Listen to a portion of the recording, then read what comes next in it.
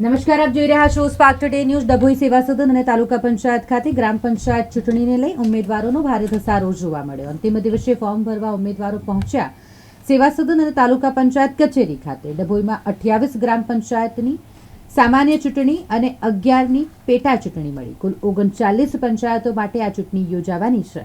9મી જૂનના રોજ અંતિમ દિવસ હોય. 28 ગ્રામ પંચાયતની સામાન્ય ચૂંટણી માટે 80 સરપંચ પદ માટે અને 360 વોર્ડ સભ્યો માટેના ફોર્મ ભરાયા, જ્યારે 11 પેટા ગ્રામ પંચાયતની ચૂંટણી માટે 6 સરપંચ અને 7 વોર્ડ સભ્યો માટેના ફોર્મ ભરાયા છે.